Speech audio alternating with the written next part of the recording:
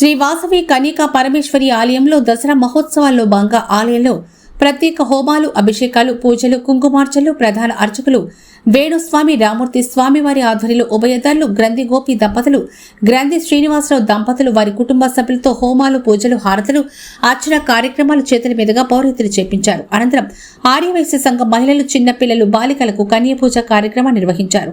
ప్రతి సంవత్సరం చిన్నపిల్లలకు పాదాలకు పసుపు పారాణి పూసి నుదుటిన కుంకుమ దిద్ది తలలో పూలు పెట్టి వేద పండితుల మధ్య వారికి పూజలు చేసి వారి తల్లిదండ్రుల చేతుల మీదుగా అక్షింతలు పూలు చల్లి ఆశీర్వదించారు.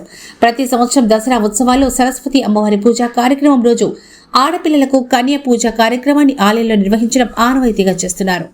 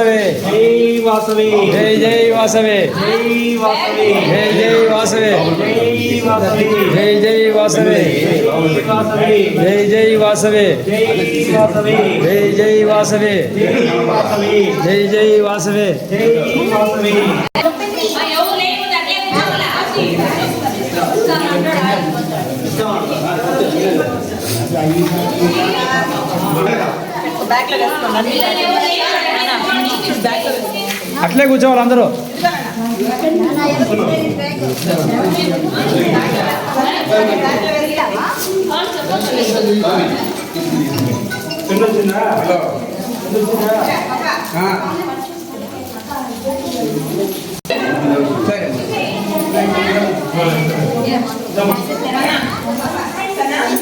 వాసవి జై వాసవి, జై వాసవి.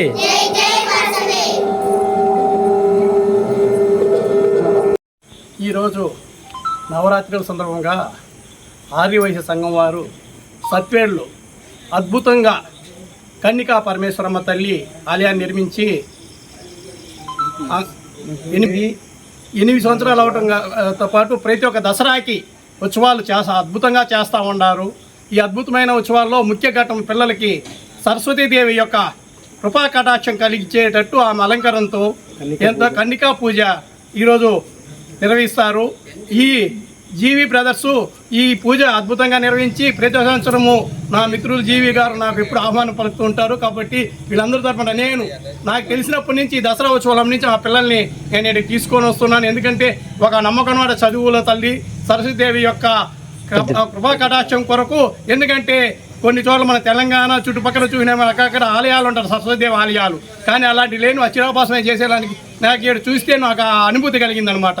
ఎందుకంటే సరస్వతీదేవి అలంకారంతో ఎంతో అద్భుతంగా ఆమె యొక్క కృప కలగాలని ఎప్పుడు నా ఇద్దరి పిల్లల్ని నేను ఇక్కడ తీసుకొని వస్తూ ఉంటాను. వాళ్ళ యొక్క అమ్మ యొక్క కృప మాకు కలుగుతుంది.